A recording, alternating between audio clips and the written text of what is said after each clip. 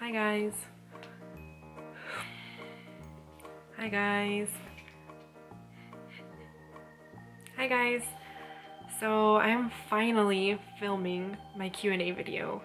I know that I mentioned filming this video like a year ago, so some of my followers sent in questions for me to answer, but I just never got around to filming for a whole bunch of reasons. So for those of you who sent me questions, or those of you who have been occasionally asking me about this Q&A video over the past couple months, thank you, and I'm so sorry that this took such a long time, but I'm here.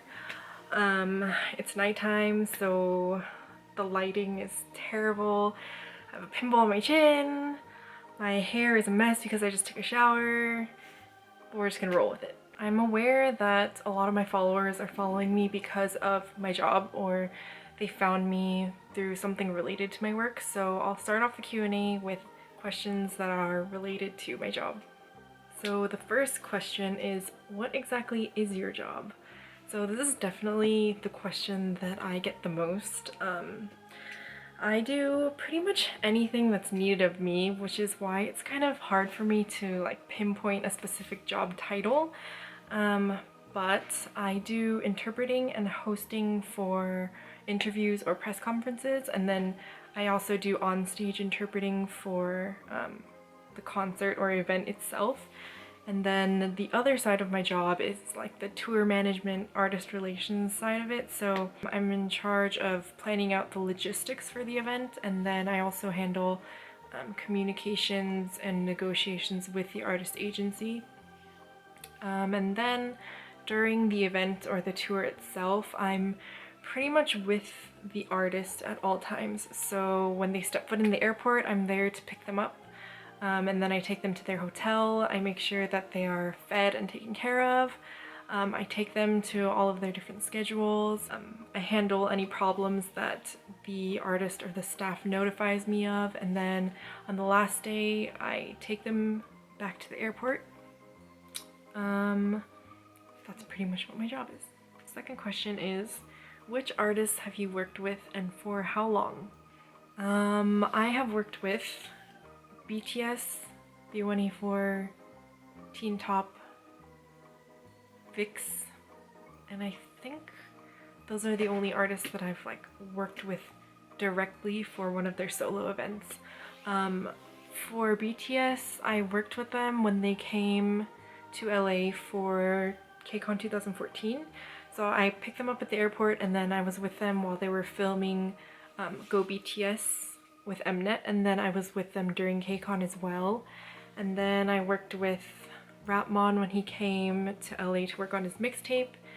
And then in 2015 I went to Malaysia with them and worked with them for their summer package, and then I continued to work with them planning some events after that.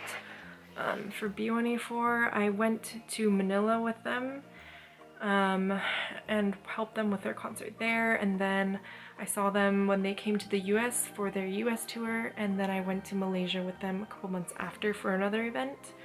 And then for Teen Top, I worked with them for their High Kick tour in the US, and VIX, I worked with them for their Milky Way showcase and then their photo book shooting in LA. Okay, so the next question is, which countries have you traveled to and do you get jet lag? I have gone to Korea, Malaysia, and Philippines. I think that's it. I don't usually get jet lag, and that's just because when I work, I have to work on multiple time zones. So I live in the US right now, but since I'm in charge of communications with the artist agency, I have to work on Korea time as well. So a lot of the times I end up sleeping at like 4 or 5 in the morning here. So when I go overseas, I never really feel like I'm jet lagged because my sleep schedule is already messed up. Next question, what's the most challenging part about your job? The most challenging part, I would say, is being yelled at by everyone. Since I am like the middleman or the messenger between all the involved parties, if one party has a problem with another party, then I'm kind of in the direct line of fire. So Like, for example, if the artist agency has a problem with another involved party, then they direct everything towards me, and then I have to relay that message to the other party. That, and sometimes I have to say things that I don't want to say or do things that I don't want to do, and I won't get into detail, but those are probably like the two hardest things for me personally. Like the whole not getting enough sleep and working with the not so nice people, it's like not that big of a deal. It's usually like the stress that's the hardest part for me. Question number 5. What inspired you to do what you do, and how did you get started? For me, I have always loved music, and I have always been involved in some kind of performing arts throughout my life. So like marching band, drumline, choir, dance, Korean drumming, and whatnot. And then as I got older, I also realized that I had an interest in languages, more specifically my heritage language, which is Korean. And so I thought working in the Korean entertainment industry and interpreting would be kind of like getting the best of both worlds. So when I got into college, I started like interpreting and translating and interning at places, and that just led me to where I am now. Question number 6. Are there any artists that you haven't worked with that you would like a chance to work with in the future? If we're talking about idols, I think I would want to work with 17 or Astro, mainly because, music aside, they just seem like really nice kids, and my job gets a whole lot easier when everyone is just nice. I think the number of members in 17 would be a total nightmare for me, but I think it would be fun. And if we're talking about non-idols, I would definitely like to work with Park Hyo-shin. My good friends know. I personally think that he is one of the best, most versatile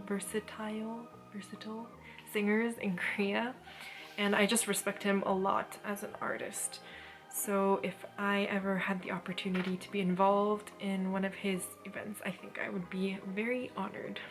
So I think that's it for my work-related questions. I did get a few more questions, but most of them were about the artists themselves, and I didn't really want to get into that in this video, so I'm really sorry if I didn't read your question.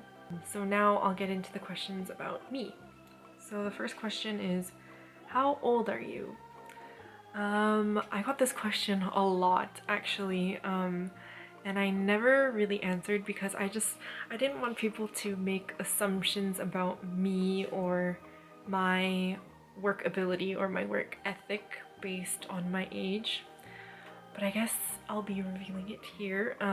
My birthday is April 4th, 1993, so I am 23 years old right now. The next question is, how tall are you? I am 5'7" or 170 centimeters. Number 3, what did you major in? I majored in applied linguistics with a minor in Asian languages, and now I'm currently studying to get my master's in speech language pathology. Question number 4, how many pets do you have?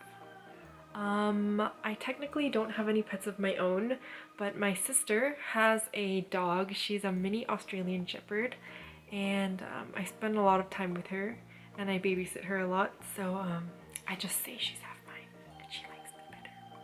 Question number 5. Have you tried French pastries? Well, I've had croissants, macaroons, beignets. There are probably French people watching this video and cringing at my pronunciation right now. But yes, I have had French pastries. I don't know how authentic they were, but I've had them.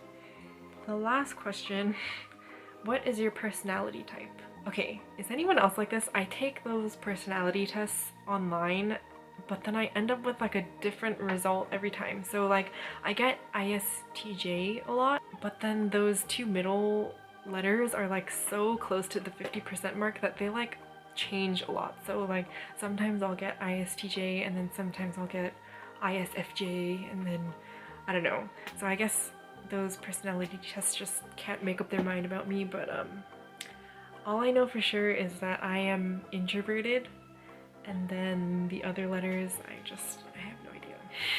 So that is it for my first Q&A video. I think it turned out a little bit longer than I was expecting. But thank you for watching it until the end, and thank you so much to those of you who send me encouraging messages and good vibes on my social media. You guys are awesome, seriously. Okay, so now it's really the end. If you guys are feeling generous, feel free to subscribe, and hopefully I'll see you in my next video. Bye!